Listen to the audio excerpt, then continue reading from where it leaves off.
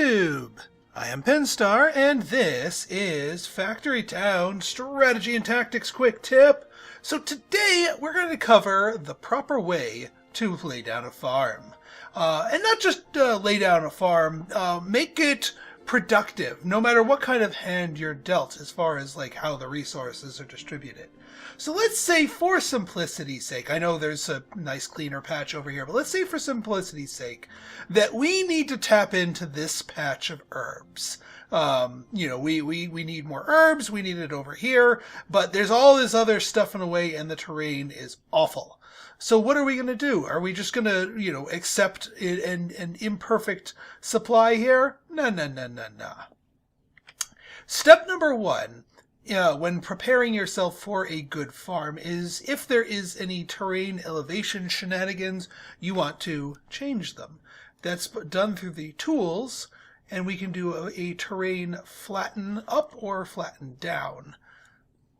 And you can flatten these things as long as whatever tile you start on, the terrain is going to match that. And if there are resources on those tiles, they will conform. You can bend the world to your will here.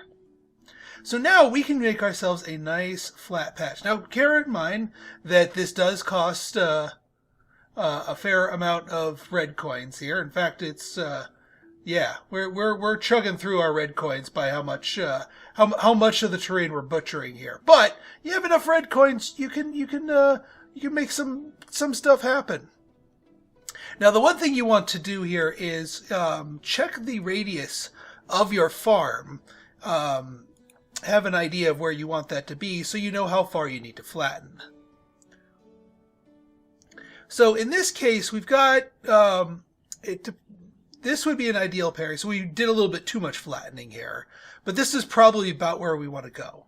Step two is clear away any resources that aren't the thing that you want. And that is done through the remove resource.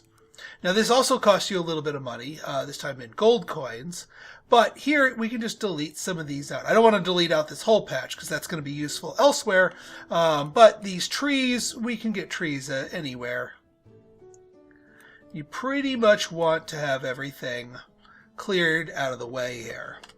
Now we can pick and plan our farm.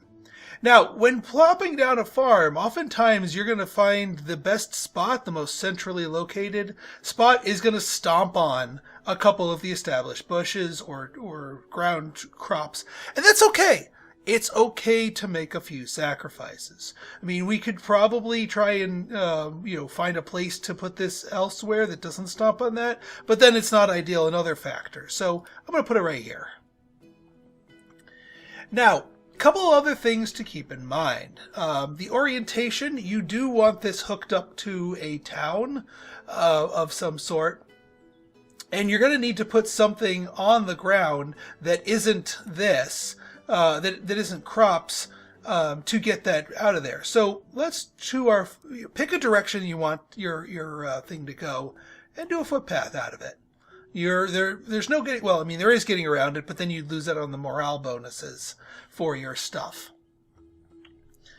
Now, there may be some additional ground that you may want to cover, because the other thing that you'll want to do is plan out your chutes to export goods from this crop. At the very least, you can get one chute for free by placing it on top of this, this over here. Little trick that I'm going to show you here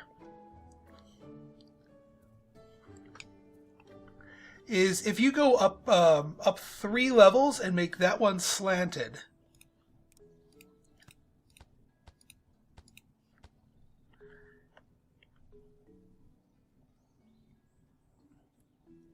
Actually, hang on, let me just for demonstration's sake, I'm going to put a barn right here. But if you start with up here, and then just place these accordingly,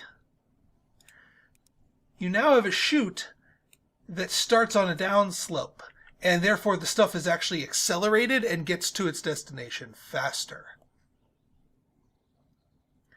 Now, the other thing that you want to do is for all of your different crops here, you want to lay down farm tiles. These are found in the farming mining things. They cost 10 tiles apiece, but they also require fertilizer, and not just any fertilizer. It needs to be fertilizer that is in your global supply, meaning fertilizer on the pasture doesn't count. It needs to be transported into a barn or your town hall of some sort. And because of how much fertilizer you go through when setting up an entire farm, I like to create a lot of storage for fertilizer because your pastures will put out a lot of it.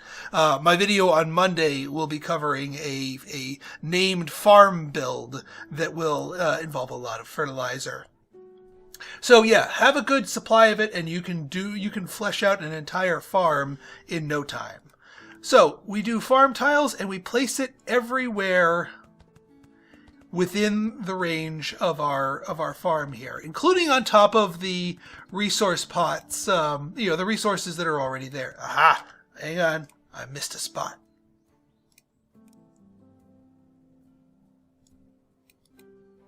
Hang on. I think we want a terrain block up. Go up. There we go. The reason why you don't want any slanted terrain is that you cannot place these farm tile blocks on sideways terrain. It must be perfectly flat. So it is worth the time and effort to actually flatten it. Make sure you don't miss any nooks or crannies. Now the next thing that you can do here is now actually plant more of the thing that you want. In this case, herbs. Now, the price of what you're planting is different depending on sort of the rarity of it.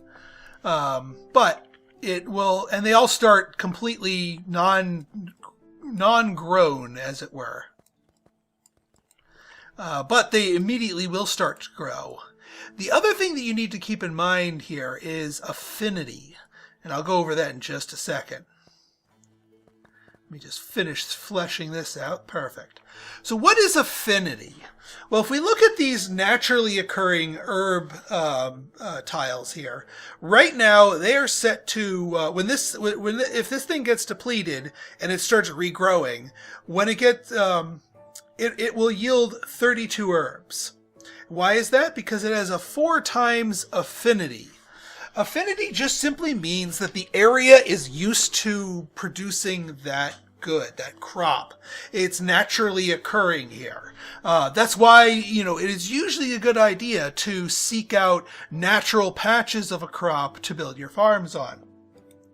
Now, some of our other things here, if we look at this, this tile has an affinity for iron ore. This is what it really wants to do, but it ain't doing that. There's no affinity right now for our herb here. So as you can see, this herb, when it goes fully grown, is only going to yield us 8 because it's 4 base plus 100% for the farm tile.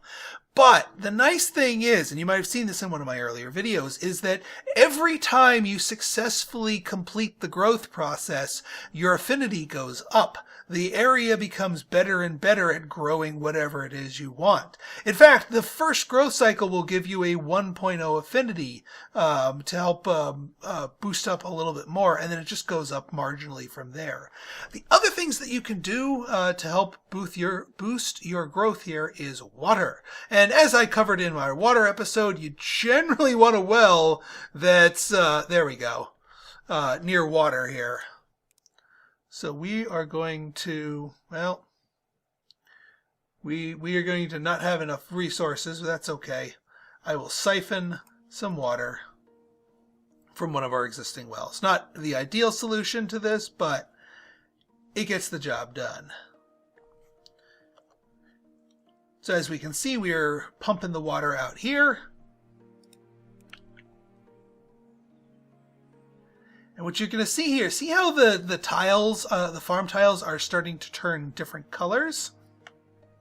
That's the water being applied to the tiles. So when a tile gets water, it now gets a 50% bonus.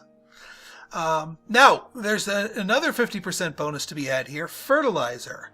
Now, I'm a little torn about fertilizer. I mean, it's certainly useful, but there's one design decision of the game that I don't quite agree with. I do agree with the idea of like, okay, if you take the time and logistics to, transport fertilizer to your farm, you should be rewarded with additional growth. I absolutely am behind that. What I don't really agree with, but I'm going to show you anyway, is that in the farming mining, you can just supply fertilizer to a tile. You can plop down fertilizer as long as it's in your global supply, which it is for us. So we can, just fertilize these tiles without having to worry about any of the logistics.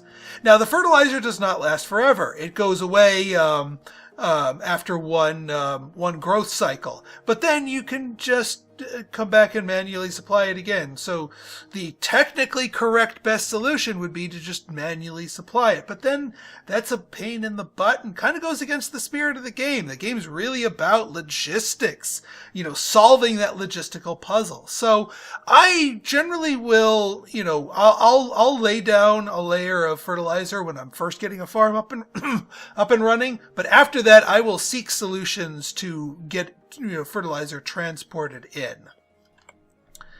Now, one last thing to note here is, let's say, for example, we have a nice flat patch of ground, and we have just because of the type of town we're planning, we want something very specific. But there's none of that to be. Let's say, for example, we want berries. We need a berry farm right here, super critical to our expansion. We need a berry farm. There's no berries anywhere in 4 square kilometers. So what we do is we just plant we lay down our farm tile here. Farm. All right, well, we would if we had the wood, but you can just plant berries from nothing.